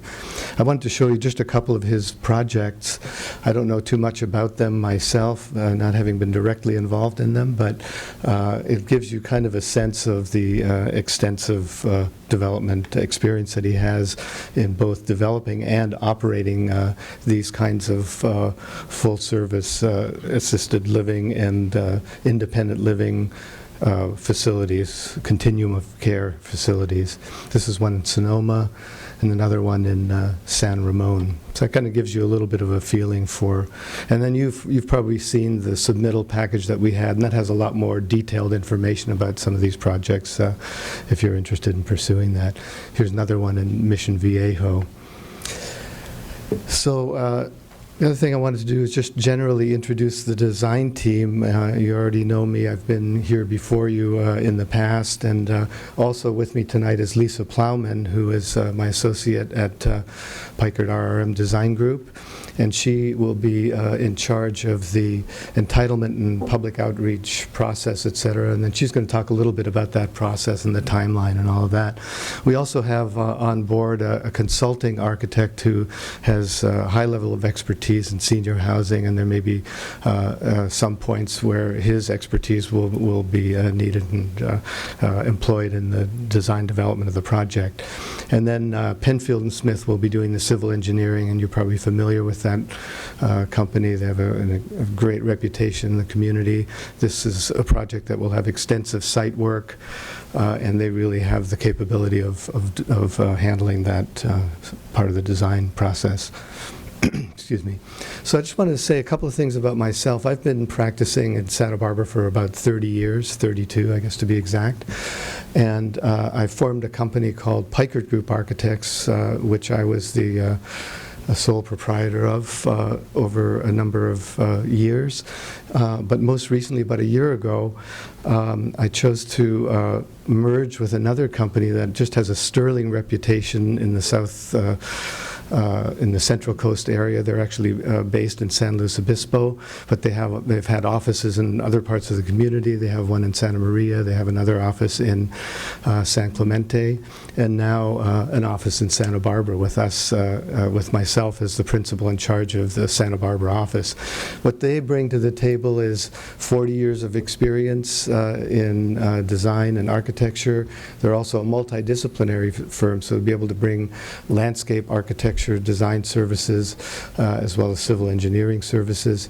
Overall, together now we have about 90, I think more than 90 employees. So it brings to my previous firm, Picard Group, a whole lot more horsepower to handle a very large project of this nature. So we're excited to be a part of RRM, and I think they really bring a lot to the table too as a whole. So. A couple of projects just to give you some familiarity with some of the work that we've done. This is a senior housing project for very low-income seniors. It's kind of a little bit of a community icon. I think a lot of people know about it. I think at first people thought it was like a bed and breakfast or something, and often pull up and ask for the room rates. But it is serving low-income seniors. There's 98 units here, and we've won, I think, about 16 different kinds of design awards, including some National Design Awards for this project, and it's just a great example of how to create a senior living community that really serves the people intended to serve. This is another project that we did. It's not senior housing, but we recently completed that, and again, we've won a number of design awards, including recently a national award. And then I want to bring this up because it is a project that was just recently approved in the county of Santa Barbara, and it's also senior living community with independent living for low-income seniors, but there's also a market rate assisted living and memory care facilities that's part of the campus. And then in this project, we've also included some residences for employees who will be serving the seniors who are living in this facility. But I bring it up because it's in the county of Santa Barbara, just as the project that we'll be working on in the Tatum site. And we've just developed a great rapport with the county staff, who were just excellent in working with them to get this project approved. We had absolutely no glitches and got it approved in record time. We're now in construction documents, and it will soon be under construction, so we're very excited about that, but particularly with the relationships that we built up in the county with the staff, who have just been great to work with. And we've had some preliminary meetings on this project with them as well, and found that they're very excited about it, very supportive of it. So we really feel good about moving forward with the project. So just a quick overview of what the vision is. We're looking at creating 260 units total in this kind of continuing care community. That represents about 280,000 square feet of structure. It will be licensed for assisted living, but it's a rental model rather than one where you buy in by, contributing a significant amount of capital. You'll be able to just move in with a basic rent. And we're trying to target sort of mid-market. We're not going for the high-end luxury. We're trying to kind of target a more middle-of-the-road market for this project. So we're going to have 95 independent units and then 70 assisted living units, and then we'll have 30 memory care units as well. So it provides a continuum. We're not going to have nursing care in this facility, but we certainly will have that sort of continuing care. And what's interesting as well, and I'll talk about that when I show you the site plan that we're considering at this point, is that the independent and the assisted are sort of diffused throughout the community in such a way that if someone goes in as an independent, they'll be able to receive assisted living services in the unit that they're in without necessarily having to move to another unit, which is something I think that seniors really appreciate as they start to age and find themselves in need of some assistance. We've got a lot of common area, and then the other exciting thing, hopefully for the school district, is that we do intend to provide a joint use community room that will not only invite the members of the outside community in for various kinds of activity, but we're intending to provide a joint use space for the school district to take advantage of, possibly with classroom space and opportunities for kids in the San Marcos nursing program to be able to get some real-life experience in this facility, as well as having a learning space as well. So that's just one of the ideas we've been talking about and hope to implement here. So as far as the site plan is concerned, this is very preliminary. Obviously, we have a lot of work yet to do with the county staff and further analysis of the environment on the site. And we know, you understand there are a lot of little oak groves, and there's a fair amount of grade change right now that will have to be worked on. But in general, our concept that's represented here is that we've taken approximately just under 14 acres of the site, which will be rezoned when the county finishes its community plan process, to 20 units per acre, but the remainder of it will not be zoned 20 units per acre. It'll have the ability to have at least one type of use on it, one kind of building. So we've had some conversations with the staff, and we've, in this scheme, kind of divided the site up into these areas that will be remaining as open space with trails and some other kinds of amenities available there. And you can see the outline here. It's kind of a little bit faint, but it's a dashed line that goes around like this. And here you see that it actually encompasses this building, which is the memory care building, which is a different kind of use that we can get a conditional use permit for, and that gives us the ability to utilize part of the remaining 9 acres that would otherwise be undevelopable and develop a portion of it and thereby just make even more efficient use of the site for the school district. And so that's kind of an idea that we've been working on with the staff and had some conversations. So you can see that there's a road that sort of circumscribes the main part of the site here. This is San Simeon that will go through. I imagine there may be a gate here at some point. I'm not sure about that. We'll still need to work with the neighbors in the community over here to make sure that what we create here is going to be compatible with them and their concerns.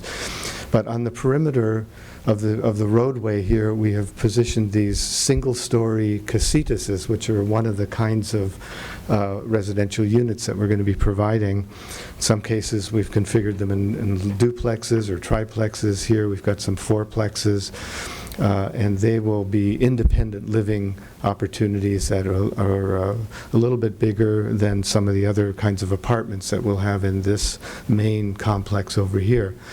the terracotta colored area, that is going to be where all of the main amenity spaces are, et cetera. There'll be some units over on top of that as well, but otherwise they'll be kind of spread out here. You'll have the commercial kitchen, the dining facilities, fitness center, reception areas, community spaces. All of those kinds of spaces will be in this main core of the building here. And of course it'll be attached in terms of services that are being provided, meal services, et cetera, for the memory care unit, which is independently set into this location here. The rest of the units are connected by way of corridors and that enclose a large common courtyard area. And then over here, we'll have more amenity space with a swimming pool. And then you can see that we've got some parking lots around the perimeter and in various places. And then all of the roadways will also have parallel parking along the street. So we've anticipated sufficient space for parking, all of the all of the needs for the entire community and visitors as well, who will be coming to the community at some point or other. I know that you've just created this wonderful path for the kids here, and I think as we go forward with the planning, we're hoping then to integrate that path, with the kind of a public sidewalk that will run through the lower part of the property here. We haven't, obviously designed that at this point. We'll be working with the district and others in the community to come up with a solution that is a win-win for everybody at that time. But this gives you, kind of an overview of what we're thinking about now. As I said, it's very preliminary. We're going to be working closely with county staff and, as you know, going through all the different kinds of analysis that we have to do to eventually arrive at what will be the solution for this project. So I'd like to invite Lisa Plowman up to talk a little bit about the process, because I think that's a very important part of all this. Thanks, Debbie. Good evening, Madam Chair, members of the board. As Debbie said, I'm going to explain a little bit about the entitlement process and how we're going to build up to that and then get a project approved. And just by way of background, I've been doing land use planning in Santa Barbara for about 25 years, and I worked in the Planning and Development Department for about 11 of those. So that's fortunate because I have good relationships with all the staff there, and I think that has helped us in getting projects approved previously. So just to cover some of the key points, we understand that collaboration, and as Mr. Tobes and as Debbie Piker talked about, our teams are very committed to that, and that's how we've been successful at gaining approvals for projects over the years. And that means not only working collaboratively with our clients, but with the community at large, the local neighborhood, and the decision-making bodies and agency staff. So we're very, very committed to that approach on all of our projects. We've also had this whole team has had a lot of experience with the complex entitlement process. I mean, 25, 30 years ago, it wasn't that difficult. But every year there's a new regulation or a new standard or added complexity to the process. And so we feel confident that we can navigate that process successfully. As Debbie mentioned, we're fully aware of the Goleta Community Plan update. We've been monitoring it. We know that the EIR is out right now. We understand how this impacts the project. We also have talked to the Dr. Cash and your staff about what happens if somehow that community plan gets delayed, what that means for this project. And in my experience in working with staff, we would be able to come forward with this project as long as it was consistent with what they were proposing in the community plan, and currently it is. So I wouldn't be concerned about any aspect of that. We have 3 different phases that we've described in our proposal that we submitted to the district, and that is first phase is project initiation and background research. And this is really when we get into analyzing what type of resources are on the site, what type of constraints are on the site. We have early meetings with county staff. We would have an early meeting with the neighborhood at this point, as well as the district, and talking about what the issues are on the property and getting initial feedback from the neighborhood about what their initial thoughts are and concerns might be, so that we can try and integrate those as we start coming up with concepts that are more refined for the site. We also try to develop some site planning standards and guidelines so that we can always refer back to those objectives that we set as we move through the process. In phase 2 is when we really refine that plan and we come up with a concept that we will again show to the county initially to get feedback from them. We will take it to the neighborhood, talk to them about it, ask for input, make changes to it, and then we go to what we call a conceptual BAR meeting, which is their board, design board, so that we can figure out if there are any fatal flaws right up front before we invest a lot of money in developing engineering plans and landscape plans and elevations and whatnot. And that's what happens in phase 3 is in that entitlement process. We put together a development application package and we submit it to the county. And I have a schedule that I'll show you at the end of this presentation. So we recognize that the neighborhood communication just starts with the very beginning of the project, but it also continues all the way through until this project is open and operating. So in our pre-development phase, as I just mentioned, we'll be meeting with the neighborhood back and forth, getting input from them on what issues they might have about the project, things that they'd like us to address and incorporate. But once we're in construction, that we're going to have an initial kickoff meeting with the neighborhood, and then once a month there'll be a construction representative that would meet with them to make sure that construction isn't impacting them in any way that is unforeseen and try and address any issues that they might have, because we know that, it can be about 18 months, and that's a long time if you're living next door to it. They'll also have contact information that if anything happens that concerns them, they can get in touch with some construction staff. And then once the project is occupied, we envision that, in talking with Brian Florness, that they would have quarterly meetings with the neighborhood in that first year, just to make sure that the way the facility is operating is compatible with the neighborhood, and so that we envision they'll be able to have input on things that might be affecting them. And then as the years go on, they'll have a contact person that they can get in touch with. We also understand, in having been to the board and in hearing you talk about what your objectives are for this project, that transparency is really important, and we agree with that 100%. We anticipate having a district representative working with us on as needed basis. When we get into the more detailed elements of the project, they probably won't need to be involved as much, but we want to make sure they're always apprised of where we are in the process, if there are any issues that come up, so that they can at least keep the board up to date with what's happening. We've also scheduled in our program meetings with the board so that we can come and explain to you where we are and what's happening.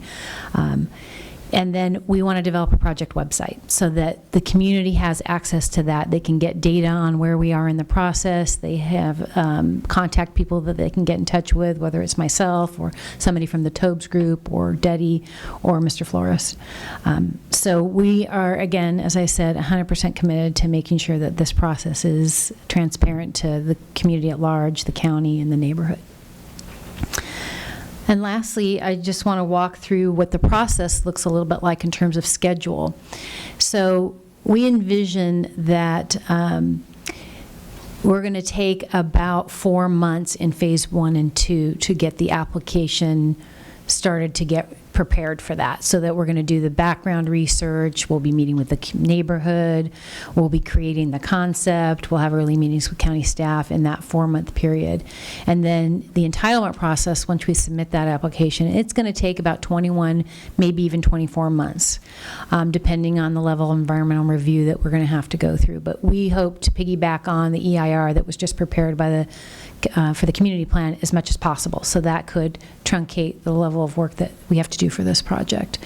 And then you have construction documents, which take about 12 months, and then construction, which is about 18. So that sort of gives you a guideline of how things will progress over the next few years in terms of project development. And with that, we're happy to answer any questions that you might have about the process or about the partners in the project. Great, thank you so much. Thank you. Board members. You want to jump in with any comments or questions, Mr. Herron? I'll be ready to move in when you get finished. Me too. Oh, goodness. Yeah, one of the reasons we asked for this was the very thing you mentioned, is to start letting the community know it's on the drawing board, being talked about, and what it is. I think that's part of the keeping it transparent. So just the mere fact that we've started with this process, and obviously there's a long ways to go. So I think we all eventually have questions once we get to the nitty-gritty of the contract we're talking about. I have read it, and I do have some questions I'll talk to Dr. Cash about, but it's quite extensive. Other board members? Ms. Idelson? I have a couple questions. On the units that are the single-story independent living, two things. Do those have garages? And I couldn't really tell. You talked about street parking. And then I was curious whether the independent living folks get to use the eating commons, or is that considered they've got kitchens there? Yes. Madam President, Member Idelson, the Casitases will have their own parking. We haven't really gotten as far as designing, whether they're going to be garages, but more than likely we'll have carports for them. And yes, all of the residents there will have access to all of the amenities, including the meal services. There'll be different sort of levels of service offered to the residents, so that in some cases they may have their own independent meals prepared in their units, but more than likely they'll be interested in participating in the meal services.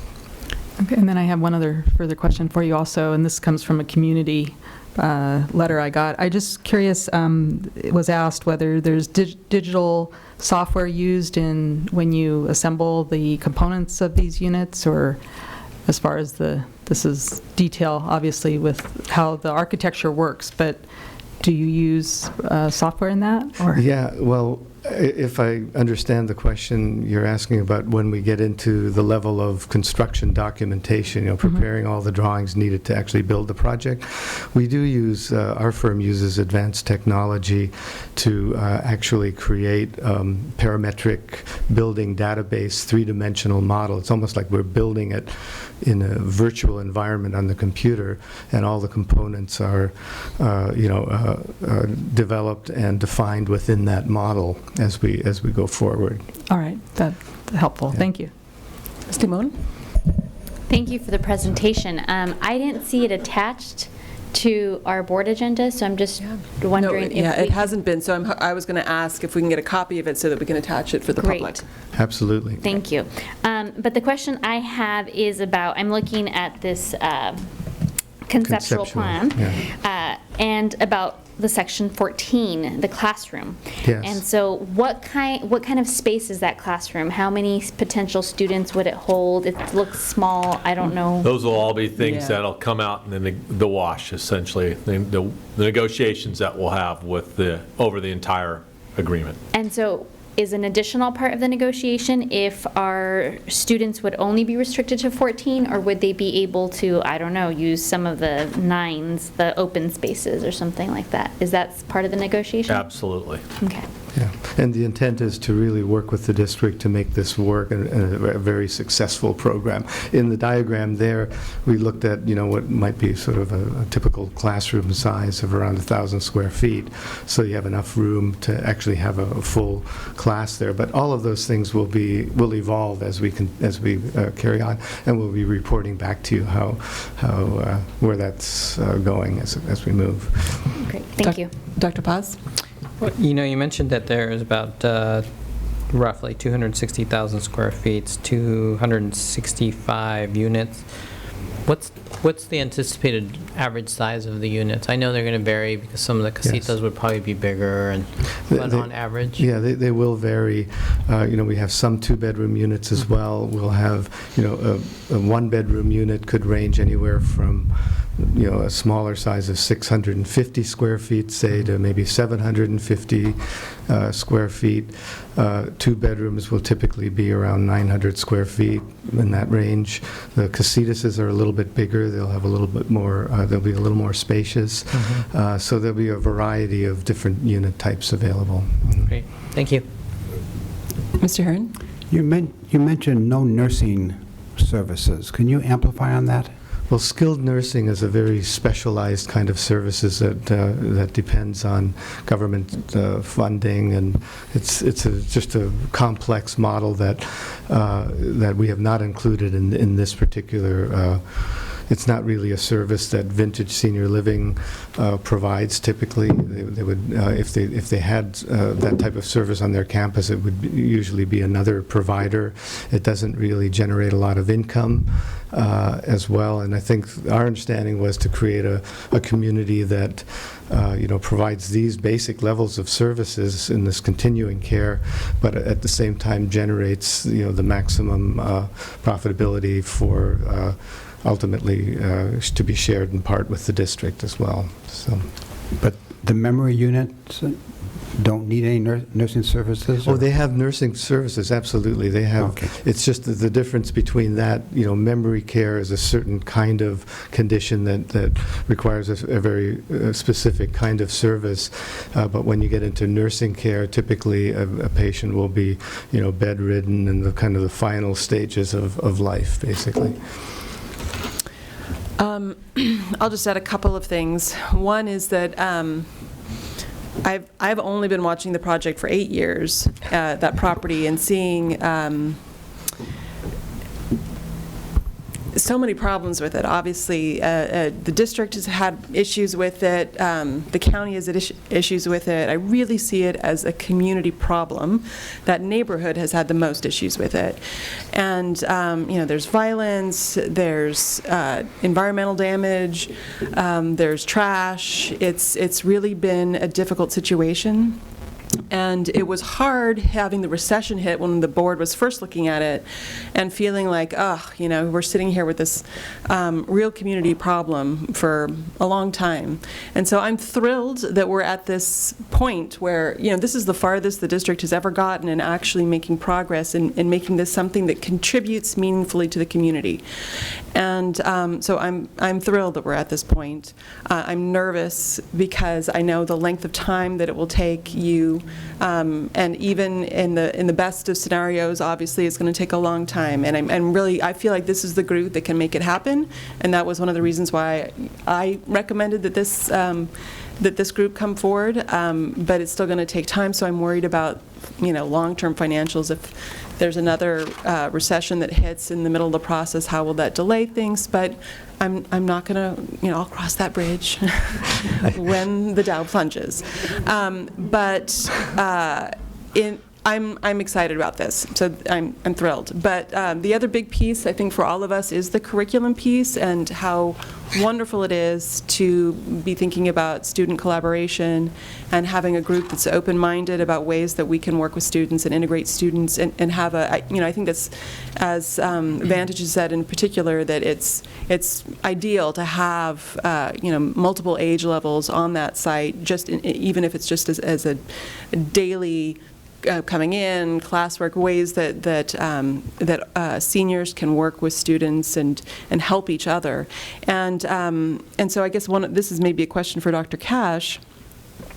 I don't know if you're thinking at this point. I mean, I'm assuming you talked about the Health Academy at San Marcos. The Health Academy at San Marcos was a specific, it was a pretty obvious cross-curricular idea. I know San Marcos has other ideas as well, and I don't know if is it going to be a San Marcos-driven brainstorming session? Is it going to be district-driven in terms of, if we put together ideas before they hit the design phase, is that going to be something that's happening? Have you identified what kind of a team it would be that would be working on that? Well, its close proximity to San Marcos High School makes it the most likely choice for some sort of extended campus and learning opportunities. But even if it was identified as a classroom for the Health Academy, that could be used by sports medicine students at Dos Pueblos and Santa Barbara High School. It could be used by Partners in Education as a place that where interns could go. I mean, I think the goal would be to have as flexible a space as possible, with the understanding that whatever we decided today could likely change 5, 10, 15 years from now. But kind of the default is to lean towards ensuring that what that open space captures first is probably a partnership with the Health Careers Academy. But we wouldn't want to put in or have some scenario that would just limit it to that, because, you know, we'd want to have it open to every student in the district under various circumstances. And we have partnerships with community groups already, like Partners in Education, where I could see that being a super great place to have interns work. Well, I'm looking forward to hearing more about that. I'm sure that we all are, because I think it's just an exciting opportunity. And I'll just say that you've made it clear that you're going to work with neighbors. I think that, of course, is going to be the next big issue. And I wasn't really clear, is neighbors the very next step for you? Is it setting up a neighborhood meeting? Well, I think doing the background research and analysis is probably the first thing we're going to be doing. And then setting up a neighborhood meeting? Yeah, and then once we have some better understanding of some of the constraints and that type of thing, we'll set up meetings with neighbors, Great. introduce them to the project. But just, is there any other questions? Or? Yes. Okay, sorry. Ms. Limon? So I'm looking at this project process schedule, and it says neighborhood meeting site walk, October-ish of this year. Is that, there's a dot there, a purple dot. Yeah. And I'm just wondering if that's not the neighborhood meeting I'm thinking of and something different, but. Right, Madam Chair. That actually is a schedule that anticipated us starting right away. And I'm not sure that that's exactly how it's going to play out, but it gives you an idea. You could just apply a different month to that, but that's the length of time we'll take for each of those phases. So our first step, obviously, is to be negotiating with the district, and there would be a contract put in place, and that may take a little bit of time. But as soon as we start that process, that's the length of time that phase will take. So once a contract is negotiated, about how many months later does the first neighborhood meeting happen? Probably a month. A month later, okay. All right. Maybe 6 weeks, something like that, because we need to get some analysis done of the site. Okay, thank you. And then the other comment I was going to make that Ms. Parker reminded me about was not really just the, I guess, the classroom space, but more broadly if there are other partnerships, because I just read an article about City College and a community group looking at work they're doing in the dementia area, and so it's the memory care, and City College is going to be piloting additional training. And I know City College is already a partner to us in the Health Academy, but I just think, wow, all these opportunities can come. Of course, we would never want to interfere with any state guidelines and protocols that would interfere with the care that is needed, but perhaps expanding the thinking to not just the classroom, but really the space as a whole. We'll do whatever we can within the constraints of the operation of the facility, for sure. Having a parent live in a place like this, I understand that. Yeah, I would just add, I mean, obviously that's a very exciting opportunity, and it's a great symbiosis, because here you'll have a community that can really benefit from the type of internships and volunteerism and education that can happen in a pretty wide variety of areas. So I think there's some real wonderful opportunities to create a unique model here. Great. Well, it sounds like the next step for the board will be to see a final contract when that's negotiated, and obviously, we don't have any expectations on parameters on the timeline on that, but I do hope it's soon. Yeah. So we look forward to hearing more and seeing more in the very near future. Ms. Idelson? Comment. Have you ever done this in partnership with a school district? Has anybody here had this experience? Actually, Brian Flornes has done a project with a school district, or at least on land, but I'm afraid I'm not able to elaborate on that, but we can provide you more information on that if you like. Thank you. All right. So thank you so much, and just on behalf of our team, we're very excited, and I want to assure you, we're going to do everything we can from our side once we get our contract settled to move this project forward as quickly as we can. We want to see it built, and I know you do, so we'll be working hard. Great. Thank you very much for coming tonight. Thank you. Appreciate it. Thank you. Well, I know you'll be excited to move from that sort of glamorous project to board policy. But we are going to move back at this time to item G3 and the first reading of selected board policies in the, and ARs in the 4,000, 5,000, and 6,000 series. And Dr. Cash? Well, the first ones we're going to look at are Board Policy 4040, Administrative Regulation 4040, and a new employee acceptable use in relationship to technology. And with that, we'll ask Mr. Rickman, our Cheeto, to begin the discussion. Good evening. The last time these policies were reviewed or updated was 2010, which is an eternity in the tech world. The BP that's before you right now comes almost exclusively from CSBA recommendation. And the AR is a combination of both CSBA recommendation and research that I did with Linda Steele on from districts across the country. You'll find, as a result of the AR, a new acceptable use policy that we drafted, as well as a notification of non-consensual access to electronic communication records. I wanted just to take a moment to explain that one a little bit. The policy I use as a basis for ours is the UC Region policy. So if an employee has their email or any electronic document searched, they are made aware of it after the fact, after it's done. And then the UC Regents requires each university to annually submit to the board, the UC Regent board, a document indicating how many times that happened on specific campuses. We don't have anything in place now that balances the need of the district to do investigations, but also protects employees and creates transparency and trust between employees and the district. So it was important, I think, to develop a policy. And the document that we created, the form that I created, comes from actually UCLA's, having a hard time speaking tonight, UCLA's policy. So I'll take questions if you have them. Great. Board members, any questions on, let's see, so it's AR 4040. I'm having to keep going back and forth here.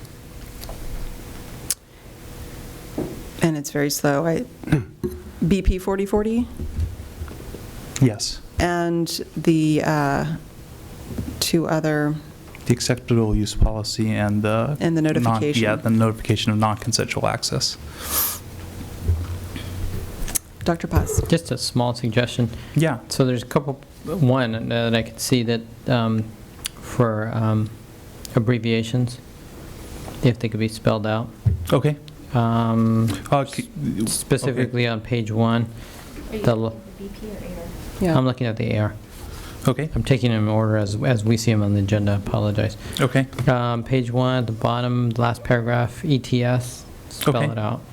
That would be helpful. But I think that's the only one I saw. I was looking for any other ones, but that one just popped out right now. So, thank you. Oh, yeah, thank you. Mr. Herron. Has this been passed by any of the staff, unions? Is there anything that could be controversial in your mind? You know, my goal was when I was a teacher that there were a lot of concerns, and when I was on the negotiating committee about things that we ended up putting in the employee acceptable use agreement, that we would, as a union, advise members. But this actually puts it in writing, and yes, I sent it to the SBTA for them to look at and provide feedback on. Thank you. Mm-hmm. Ms. Simone? And I'm guessing it's also just kind of been checked by our legal counsel, more the agreement and the form, as far as being compliant and not raising any red flags. I have not sent it to our legal counsel. It will be once we receive your input. Okay. So once we say go forward, then we'll double check with legal absolutely. counsel Yeah, that it doesn't. If there was going to be dramatic structural changes or language changes, we didn't want to go back again for a second opinion. Okay, thank you. And a lot of it is based on case law research also. So with the searching of computers and that part of it, so I'm confident that it will be acceptable to our legal counsel. And if an employee refuses, has an issue with anything in the agreement, what happens? They don't get to use district technology or bring technology on the campus. So if they can't use, when you say technology, that includes Wi-Fi, so they can bring their own computer and use our Wi-Fi to do their work? No, they can't access our system. They can't access any of it, so technology includes? Yep. Correct. Okay. I had multiple comments. Okay. One is that I think that this is great. It's so much clearer than what we had before, and it lays it out, and it feels much more up to date than what we had. It's amazing what's changed. But I think even 4 years ago, what we had was not necessarily cutting edge, and I think this is really helpful. I mean, just laying it out to employees, because the reality is that employees' emails could be searched in the past, and I think it's so much better to have it just upfront and clarified so that you know. My one question on that is the public records aspect of it, and maybe I just missed it, but was there just a laying out, because it could always happen that there's a Public Records Act request that hits a teacher. Correct. And did I miss that? Yeah, I believe it's in there. Okay. I'm almost positive it is. I remember specifically. Okay, good. Yes, because that could happen anytime. Yeah. And that's important for teachers to know. Yeah. Mhm. And, there it is, in order to help protect employees' personal information from subpoenas or public record. Right. Oh, records requests, okay, perfect.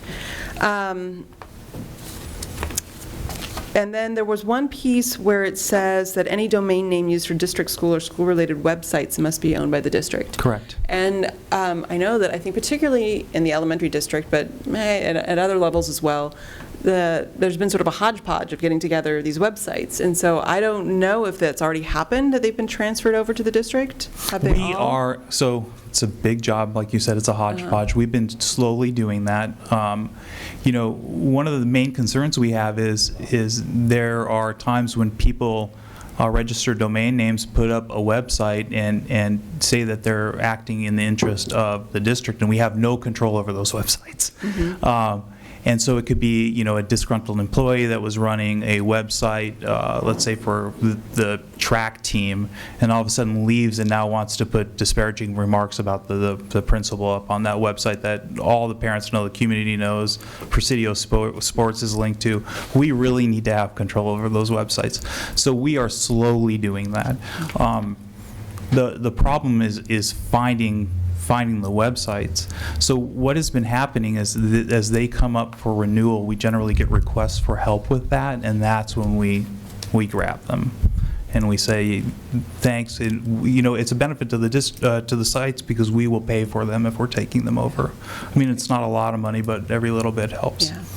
And I don't personally have any other, I don't have any language suggestions. I think it's great, and I think all the pieces of it are great. So, Ms. Idelson? I have one question on the new number 3, where it talks about personal use of the internet is prohibited if, and then the bullet point, such use burdens the district with additional costs. I'm just curious, that's like making a statement there, but what if it's done with permission? Because it sounds like you don't want to. We'll read that and see. I think there might be exceptions to that possibly, where a teacher needs something specific and it costs something. Yeah, that would all be worked out between the site principal.